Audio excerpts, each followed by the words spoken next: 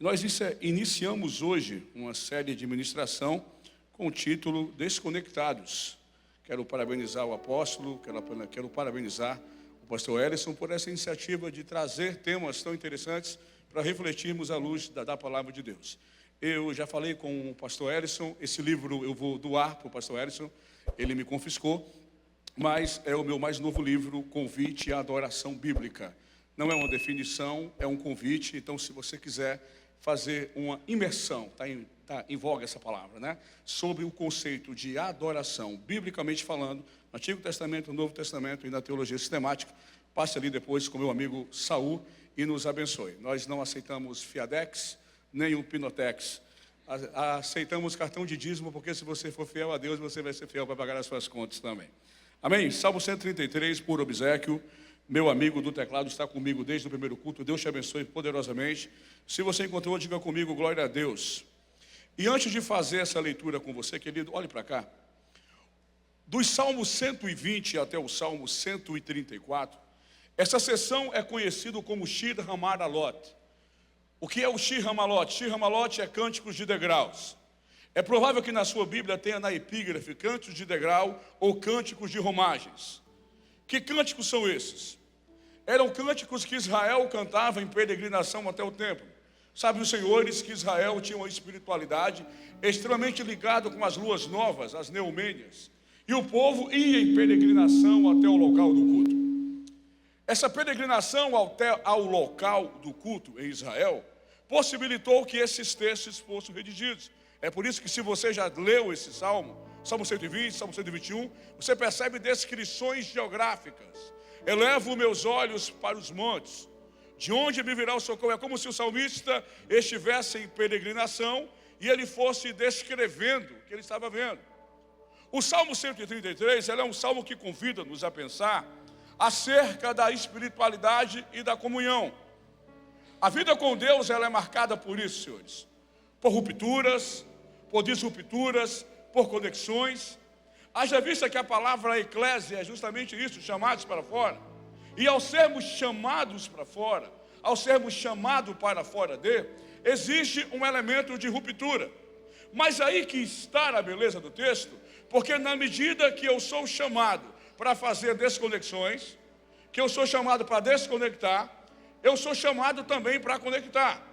Eu sou chamado para estar em conexão. E o Salmo 133, ele mostra de maneira muito peculiar quais são as dimensões da unidade. Entenda uma coisa, nós não criamos a unidade, nós mantemos a unidade. Efésios capítulo 4, versículo 5, o texto é muito claro. Mantenha a unidade pelo Espírito, que é o vínculo da paz. Então nós não criamos, nós mantemos.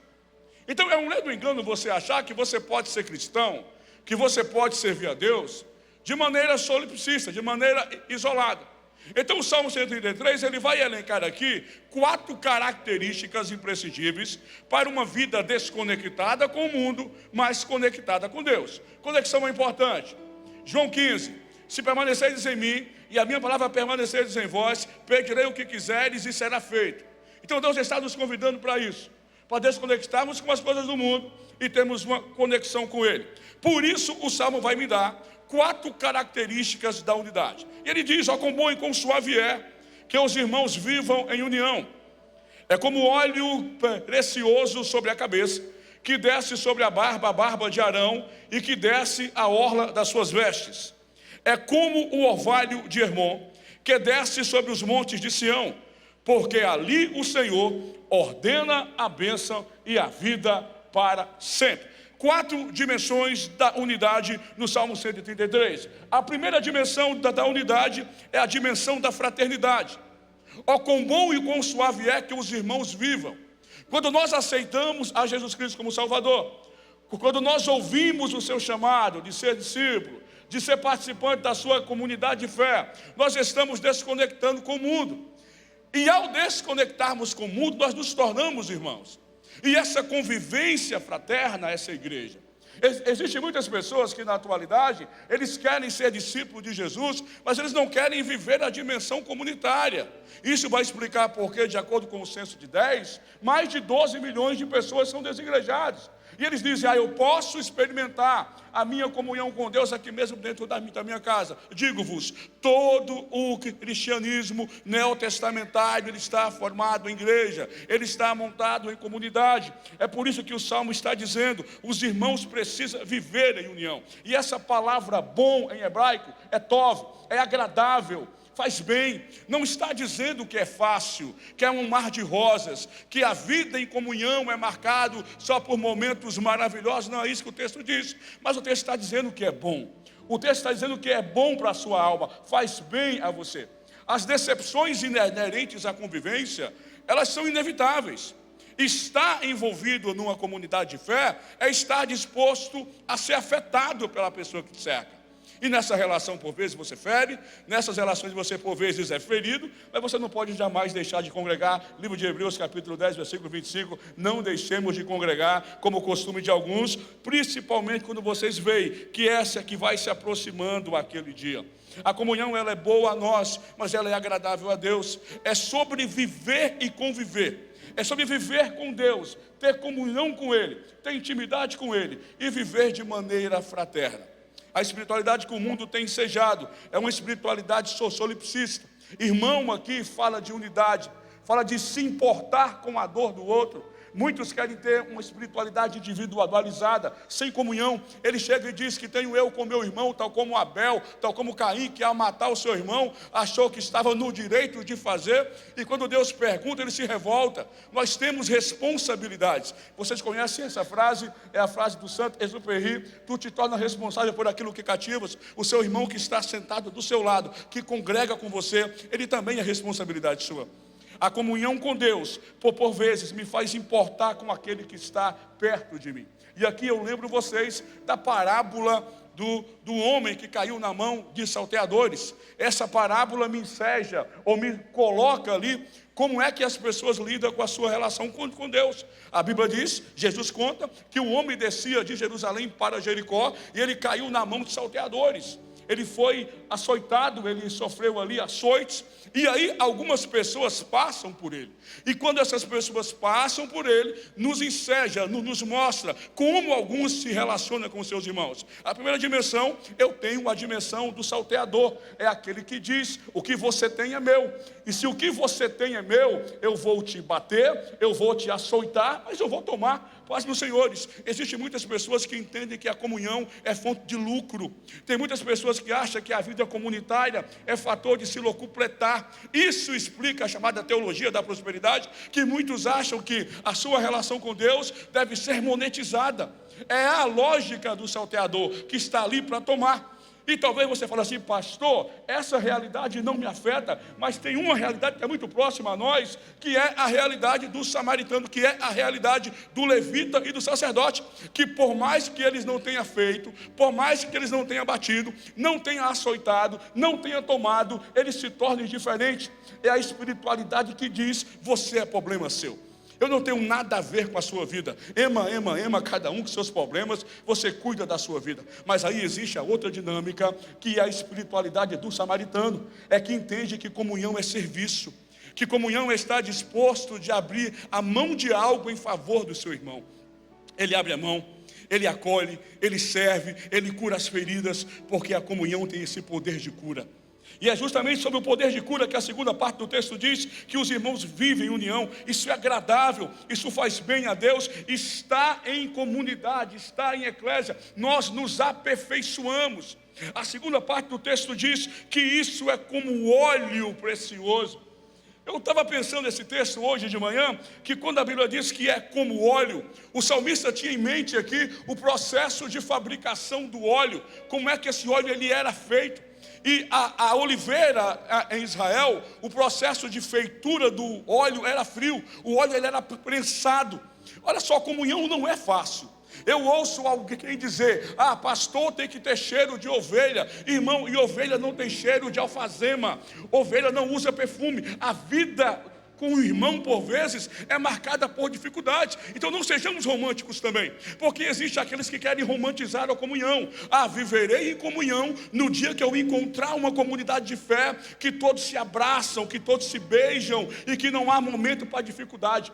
E a uns ainda usam a Bíblia, né? Eu vou viver a comunhão nos moldes de Atos dos Apóstolos. E eu digo, a comunidade de Atos dos Apóstolos é a comunidade que tinha tudo em comum, que partilhava os seus bens, mas era a comunidade de Ananias e Safira, era a comunidade de pessoas difíceis. E eu digo a você, estar em comunhão é estar aberto a pessoas que são complicadas também. Por isso que o texto diz, é como óleo, existe um processo de prensa. Para a azeitona dar o seu produto, que é o óleo, ela é prensada. Ela é prensada, e dessa primeira prensa eu tenho o primeiro óleo, que é o óleo utilizado nos rituais religiosos. A comunhão também é fator de crescimento espiritual. Quantos de nós somos edificados com um olhar, com um abraço, com alguém que está perto de você e diz: Deus está vendo, eu estou vendo algo de Deus na sua vida.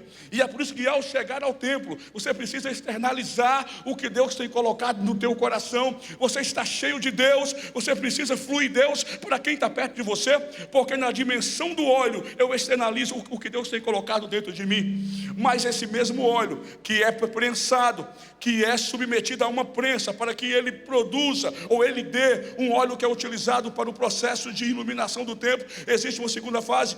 Esse mesmo óleo que é prensado, ele é submetido a mais pressão para que se extraia o óleo da alimentação.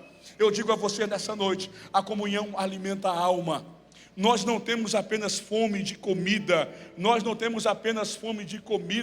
queremos ter conexões sinceras. Você se desconectou com o mundo, desconectou com as coisas do mundo, conectou com Deus. A comunhão alimenta a sua alma. Irmãos, eu me lembro que eu pastoreava no Goiás e tinha uma irmã na nossa comunidade de fé. Ela não pregava, ela não pulava, ela não tinha a performance pentecostal que muitos querem, de ter visão, mas ela era alguém que acolhia todos que chegavam na comunidade de fé. Ela aquecia a alma. É isso que Jesus está dizendo para você. O óleo, ele unge. O óleo tem um símbolo espiritual. O óleo tem uma conotação pneumática do Espírito que nos mantém unidos, mas ele tem uma função também de alimentar a nossa alma, de aquecer o nosso coração. Jesus deseja isso para você. Jesus deseja isso para a sua vida. E eu falo agora contigo que chegou até aqui. Eu falo com você que chegou até aqui. Se fosse na Assembleia de Deus, eu ia dizer: o inimigo está furioso com o microfone, então fique em espírito de oração para que tudo dê certo. Agora olhe para cá, em nome de Jesus. Tem uma boa, né? Fique em espírito de oração. Todo mundo fecha o olho e fala para que o microfone volte a funcionar. Olhe para cá. Eu falo com você que chegou até aqui com o seu coração aflito. Você que chegou aqui sentindo dores, que não sabe de onde vem, angustiado, perplexo. A comunhão que Deus tem para você, se você dá um passo, aceitar Ele como seu Salvador, eu não estou dizendo que o caminho vai ser fácil, que o processo vai ser fácil, mas a comunhão vai curar feridas que foram abertas. A comunhão vai curar feridas, dores que nem mesmo você sabia que existia, porque na dimensão do óleo, nessa dimensão, eu tenho a minha alma curada. Eu tenho a minha alma regenerada. O óleo também, no processo de feitura do óleo, no processo de feitura, de prensa do azeite, eu tenho um terceiro óleo, que era o óleo utilizado para a limpeza. Presta atenção, a comunhão aquece espiritualmente, a comunhão alimenta, mas a comunhão limpa. A comunhão tem um processo de asepsia. Estar em comunhão não é viver uma vida romantizada do tipo... Obrigado. Glória a Deus. Estão me ouvindo agora? Desde o começo. Salmo 133, não, brincadeira. Então, se na primeira dimensão eu tenho a dimensão da espiritualidade, eu tenho ali a coisa da comunhão sendo um agente de mudança na minha espiritualidade. Eu tenho a questão da minha alma sendo alimentada. Eu tenho também um processo de limpeza. Se você tem uma amizade, se você quer ter uma comunhão que não gera conflito, que não gera confronto, isso não é a comunhão bíblica. Porque a comunhão bíblica convida-me a falar a verdade em amor. E falar a verdade em amor é ter a atitude de ser profeta, de denunciar, de confrontar. Porque na dimensão da espiritualidade, nós achamos que a espiritualidade está brincando de ursinhos carinhosos. Que qualquer coisa que te gere de incômodo, você já diz, dessa igreja eu não volto mais. Aqui não é para mim, vou buscar um outro lugar para mim. Não é isso que o texto está dizendo. Está em comunhão, é estar submetido a um óleo, que por vezes eu preciso fazer uma asepsia da minha alma. O texto diz, na segunda parte, que esse óleo, ele é abençoado, esse óleo tem essas dimensões, mas a terceira parte diz que ele é como orvalho. Entenda uma coisa, a comunhão não é como chuva. Chuva tem estação, você já deve ter visto isso, né? Forma para chover, o tempo fecha, relâmpago corta o céu, e às vezes nem chove. Às vezes o tempo fecha, você acha, vai cair um pé d'água, tira a roupa do varal, e não acontece nada.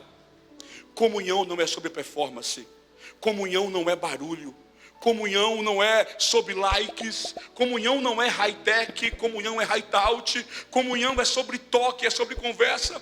Comunhão não é sobre fazer uma coisa esparafatosa, porque o orvalho você não vê. O orvalho não tem estação, mas o orvalho simplesmente cai. É por isso que o salmista está dizendo, comunhão não é chuva, comunhão não é sazonal, comunhão não acontece de tempo em tempo, comunhão acontece todos os dias, porque é como o orvalho. Eu preciso entender isso na minha vida, porque não há a estação da comunhão. Não há temporada da comunhão. Não há, digamos que o momento propício. Comunhão é sempre. É todos os dias. Por mais que você não veja. Lembra-me que uma certa feita, o meu pai, nós morávamos no interior da Bahia. E o meu pai, ele comprou um Fiat 147. Alguém já teve um Fiat 147? Um homem que já teve um Fiat 147, ele vai direto para o céu, ele não vai passar nem pela grande tribulação, porque ele já pagou tudo aqui na terra. E era um carro muito complicado, o primeiro carro do meu pai, nós estávamos ali eufóricos, íamos para dentro do carro, ficava sentado dentro dele, brincando de dirigir. E o meu pai ia me deixar cedo na escola, e eu acordava, a Bahia não chove muito, está parecido com Manaus agora, não tem chuva. E eu acordava de manhã, e eu passava a mão no capô do carro, ele estava totalmente molhado. Não havia chovido, o sol estava aberto, o tempo estava aberto, mas a comunhão havia caído. Deus está dizendo para você, comunhão é orvalho, querido. Você só vai ver se você tocar. Tem pessoas que você julga pela aparência. Deus não está dizendo, tem uma comunhão de performance, tem uma comunhão de postagem. Por mais que nós utilizamos as redes, é interessante, interagimos, mas a comunhão precisa ser tocada, ser experimentada, porque ela não tem fases, ela cai todos os dias. Sabe o que é interessante? Olhe para mim em nome de Jesus. É que na dimensão da perenidade, do orvalho que cai, eu não preciso ver a comunhão, eu preciso sentir a comunhão. E eu sei que você está entendendo o que eu estou dizendo para você. Que talvez algumas pessoas se aproximou de você e fez promessas incríveis. E Jesus, para mim, ele é um exemplo claro de que ele está sempre tocando os intocáveis. Eu vou te dar um exemplo aqui, em Mateus capítulo 8. Eu gosto desse texto demais, porque Jesus está terminando o sermão do monte. Capítulo 7, versículo 29 diz assim: e todos estavam admirados da sua doutrina, porque fala como quem tem autoridade, não como os escribas e fariseus. Todos estavam atônitos, que homem é esse? Que pregação é essa? E aí, do nada, irmãos, aparece um leproso. E aí você já leu Números 13, que o leproso era excluído da vida civil em Israel. A cultura semita diz que se alguém fosse detectado com lepra, ele tinha os seus bens entrado em processo de partilha, porque para a sociedade ele estava morto. Ele usava uma roupa com sinos e ele tinha que bater e dizer: não se aproxime de mim porque eu tenho lepra. Mas eu não sei como, mas ele foi até Jesus.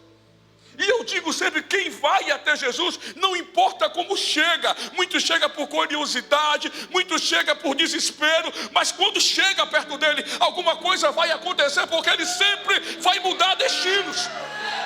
Eu não sei como você chegou até aqui, querido, mas o apelo vai ser feito para você.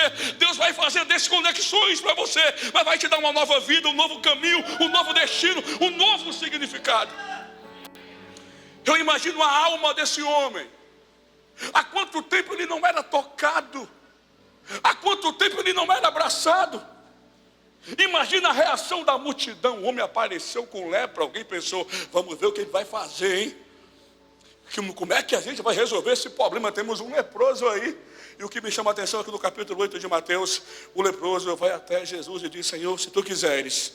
Ele se prostra e adora e digo: se tu quiseres, tu podes me tornar limpo. Jesus poderia ter dado uma palavra e dizer: vá, você está limpo. Sim ou não? Ele deu uma palavra e Lázaro ressuscitou. Ele disse: vem, e Pedro caminhou sobre as águas. Pedro caiu, mas caminhou. Então bastava uma palavra. Olhe para mim, comunhão não é sobre palavras. Comunhão é sobre toque. Jesus não apenas dá uma palavra, Jesus toca e diz: eu quero, seja limpo. Talvez você chegou aqui nessa noite com o seu coração angustiado. Talvez a sociedade tenha estigmatizado você. Talvez a sociedade tenha te enclausurado em sistemas, tenha te relegado à inocuidade, à irrelevância. Muitos não te têm como importante. Você tem se sentido indigno do toque de pessoas. Mas o Deus homem vai tocar você. A sociedade pode não tocar, mas Jesus vai tocar. Jesus se importa, porque a espiritualidade de Jesus é toque, é orvalho, não é chuva, não é performance, é constante, é todo dia, vai acontecer na tua vida. Eu estou profetizando isso sobre você. Deus vai derramar na tua vida o orvalho, pastor. Independentemente da estação, a alegria do Espírito vai estar na tua vida. Porque, presta atenção, porque se a gente fizer uma conexão do capítulo 52 do livro de Salmo, versículo 8, o salmista diz: eu sou como oliveira plantada na casa do Senhor. A oliveira dá fruto o tempo inteiro. As suas raízes podem estar no lugar mais seco, mas ela vai lançar raízes, ela vai ter fundamento. Não adianta você ter comunhão com Deus de ano em ano, de mês em mês, de evento em evento. E muitos precisam de evento para ter comunhão. Precisamos ter um evento para que eu sinta a presença de Deus. Não, basta você clamar que Ele está disposto a tocar na tua vida. A comunhão proposta por Jesus, irmãos, ela vai transcender a palavra. E nós somos logocêntricos, né? O que se vende mais é curso de oratória ou de escutatória? Não tem esse curso, escutatória, porque ninguém quer escutar. Todos querem falar. Porque nós entendemos desde criança que quem fala melhor tem o domínio. E tem um parábola, tem um texto lá em Lucas capítulo 24, que Jesus está caminhando com os seus discípulos após a ressurreição. Corpos cansados, discípulos amargurados, semblantes decaídos. Eles haviam esperado a ressurreição, mas segundo eles não havia acontecido. E eles iam conversando acerca de Jesus. Já imaginou uma discussão teológica com Jesus, falando acerca de Jesus? Um sonho. E eles não reconheceram Jesus. Preste atenção nisso. Nem todos que falam sobre Jesus, que dissecam sobre Jesus, que escreve sobre Jesus, que teologiza sobre Jesus, tem a percepção de perceber quando Jesus está do lado. Tome muito cuidado que as suas preocupações de servir a Deus te faça perder o foco, o Deus a quem você serve. Tome muito cuidado que no afã de ser útil, você perca o propósito da fé, que é servir a Jesus e ter intimidade com Ele. Presta bem atenção nisso. Um dia nós estaremos diante do tribunal de Cristo, e o tribunal de Cristo não vai julgar títulos, vai julgar pessoas. Não vai julgar funções, vão julgar ações que você tem. Deus não vai te julgar por você não ter sido o apóstolo Ellison. Deus não vai te julgar por não ter sido o apóstolo Richard. Deus vai julgar você por não ter sido você, por não ter feito o que você deveria fazer com os seus talentos, com a sua vida. Porque todos nós compareceremos diante do tribunal de Cristo, para que cada um seja julgado segundo as suas obras. É a literalidade de Romanos capítulo 14 e 10. É a mesma coisa repetida em 2 Coríntios capítulo 5, versículo 10. Então eu tenho visto muitas pessoas criando uma espiritualidade performática. Uma espiritualidade tão somente do like, e nada contra like. Então somente do toque ali, de uma coisa para ser vista e para ser consumida por outros, estamos mais preocupados com a nossa imagem externa do que interna. Estamos mais se importando mais com o olhar de uma câmera do que com o olhar de Deus. Que tenhamos a tecnologia, que tenhamos acesso ao que há de melhor da terra, mas isso não substitui o princípio básico da adoração. É sobre Jesus, é sobre ver Jesus, é sobre sentir a presença dele. Eu não defendo uma espiritualidade franciscana, uma espiritualidade apegada à miséria, como se essa fosse sinônimo de presença. Não é isso que eu estou dizendo. Não me coloca palavras na minha boca. Mas eu estou dizendo que a principal coisa, tudo isso são meios. A coisa mais importante é sobre reconhecer Jesus. E em Lucas capítulo 24, ele se senta à mesa. E os mesmos olhos que estavam cansados, os mesmos olhos que estão abatidos, são os mesmos olhos que são redirecionados. A comunhão redireciona. O partir do pão abre os olhos. O toque de Jesus é curador. Você chegou aqui essa noite, querido, sentindo angústias na sua alma. Eu tenho uma palavra de Deus para você. O apelo vai ser feito, você vai aceitar Jesus como seu Salvador. Eu não estou dizendo que você vai caminhar por um mar de rosas, que a vida será mais fácil. Não estou dizendo isso. Mas eu estou dizendo para você que a sua vida vai ser redirecionada, que você vai ter sentido na tua existência, que o toque do Cristo é sarador, o toque do Cristo cura, o toque do Cristo muda destinos. A comunhão ser como orvalho, que é incolor. A comunhão é como orvalho, porque é imprescindível. Não podemos ser igreja sem comunhão. Seguir a paz com todos e a santificação, sem a qual ninguém verá o Senhor. Eu não escolho com quem eu vou ter comunhão. Igreja não é reality show. Não é sobre ter comunhão com A ou com B. É sobre seguir a comunhão com todos. Não é sobre gostar, é sobre servir. E eu digo sempre que a comunhão não está alicerçada, preste atenção. A comunhão não está alicerçada. E aí o que muita gente engana nisso aqui, é que nós achamos que comunhão é amor filos. Que o amor filos é o amor amizade, que comunhão é amizade. Não estou dizendo que você não possa ter amizade no seu ciclo de comunhão, sim. Mas nem sempre é sobre isso. Não é o amor filos. Não é um amor estorgos, que é o amor consanguinário. Uma comunhão de sangue. Eu sou comunhão com quem é meu sangue. Meu parente, estamos juntos, bate aí. A comunhão não é o amor eros. Não é aquele olhar matreiro. Não é aquele irmão que não pode ter comunhão com o sexo oposto. Esse irmão, ele precisa ler Tito, capítulo 1. Precisa ler o texto de Tito, porque Tito diz que nós precisamos tratar os nossos diferentes a partir do viés do reino de Deus. Comunhão é amor ágape. E ágape não é apenas o amor incondicional. O ágape é uma relação incondicional de serviço. Por ser uma relação incondicional de serviço, comunhão não é só sentimento, comunhão é serviço. Porque quando o seu inimigo tiver fome, você dá um beijo na testa dele ou você dá de comer? Ele tem sede, você fala assim, vá com Deus, ou você dá de beber?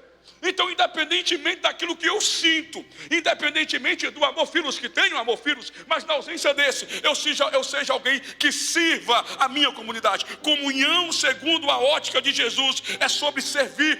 Em João capítulo 13, ele pega uma bacia e lava os pés dos seus discípulos, porque ele tinha comunhão. Antes de Jesus partir o pão, Jesus lavou os pés. Muita gente quer partir o pão, mas não quer ter a dimensão diaconal. A comunhão segundo Jesus, ela é extremamente diaconal. Ela é serviço. Quem ama serve, irmãos. Quem tem comunhão serve.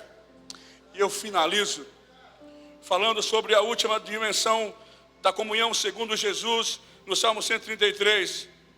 Comigo aí no texto, é como o orvalho de Hermon.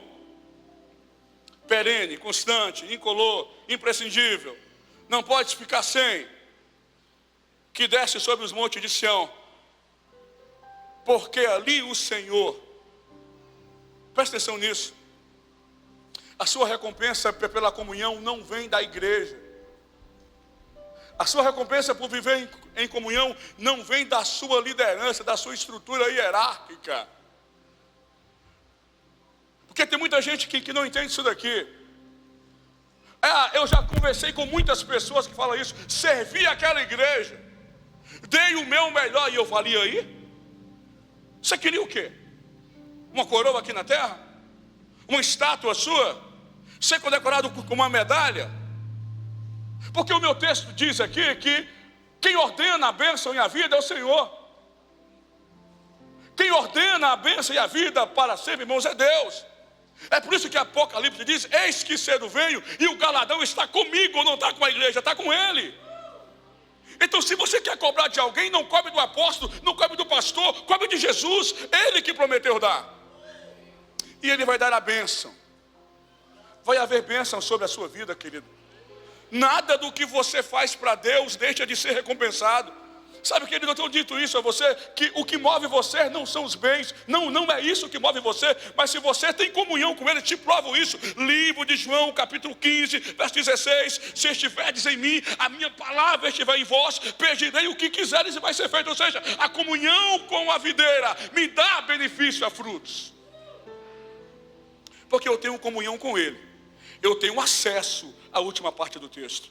Ali o Senhor, ali aquele que é o dono da obra, ali aquele que é imparcial, que é o justo juiz, ordenam a bênção e a vida para sempre. Queridão, se a comunhão é para sempre, a bênção é para sempre. Se a comunhão é como orvalho, Números capítulo 11, versículo de número... Eu anotei esse versículo, deixa eu ver. Números capítulo 11, versículo de número 9. Eu acho esse versículo bem interessante. Joga para mim, por gentileza. No Números capítulo 11, versículo 9. Eu disse que a comunhão é como... E quando o orvalho descia de noite sobre arraial, o maná descia sobre ele. O que é maná aqui? Maná é provisão. Maná é um material. Maná é a necessidade diária que você tem. Eu estou profetizando sobre a tua vida, segundo a palavra de Deus, que quando você vive em comunhão, Deus supre as suas necessidades. Irmãos, Deus não abençoa pastor Erisson, contendeiro, encrenqueiro. Irmãos, ser sincero, tem gente que é cabeça dura. Tem gente que quer ter uma comunhão. Bora fazer uma foto rapidinho aqui. Pá. Aí coloca, vivendo em comunhão. Aí Jesus fala, sério? Isso é comunhão? A comunhão não é uma imagem. É um processo, é uma vida. Deus, ao longo dessa série de ministrações que se inicia hoje, Deus vai fazer desconexões com vocês. Vai comigo, Jesus está sempre nos desconectando. Ele gosta de fazer isso, Ele precisa fazer isso em você, porque Ele ama você do jeito que você é, mas Ele recusa deixá-lo como está. Ele vai desconectar alguma coisa para te dar algo melhor. Foi assim com Abraão. Sai da tua terra, Abraão, se desconecta. Foi assim com os discípulos, logo após a multiplicação dos pães, Mateus 14, ele obriga eles a entrar no barco, ou seja, ele quebra a conexão que eles estavam tendo ali. Imagina, os discípulos tinham terminado de experimentar a multiplicação do pão. Imagina eles se olhando, o homem é bom, hein? Foi muito bom ter obedecido a ordem dele. A multidão comendo o pão multiplicado e os discípulos se sentindo parte de algo grande. Mateus diz que ele obriga os discípulos a entrar no barco. E a palavra ali para obrigar é equibalo. No original, mandou com veemência. Vá, rompeu, quebrou estrutura, desconectou. E eles obedeceram. Você vai obedecer o comando de Jesus. Porque o mesmo Deus que coloca você no barco é o mesmo Deus que vai ao seu encontro diante da dificuldade. Ele não é irresponsável, querido, para desconectar você, a menos que Ele não esteja disposto a dar algo melhor para você. Ele manda os discípulos entrar no barco, porque quando eles pensavam que iriam morrer, Ele foi ao encontro deles. você não vai morrer. Essa desconexão é necessária. Eu experimentei ao longo da minha vida uma desconexão na minha própria carne. Quem é mais próximo de mim sabe que eu sofri uma perca muito grande. E eu pensei, eu vou morrer, eu não vou conseguir. Para mim acabou. Foi difícil? Foi. Chorei muitas noites, demais. Mas hoje eu entendo as razões pelas quais Deus fez isso. Desconexões são sinceras quando você entende o que Deus está fazendo na sua vida. Eu profetizo sobre a sua vida essa semana. Uma semana de vitória, uma semana de graça, uma semana de bênção. E que todo o processo de desconexão realizado pelo teu Deus, você possa entender. E entendendo, você possa ser aperfeiçoado. Em nome de Jesus, diga comigo, amém. Deus abençoe vocês.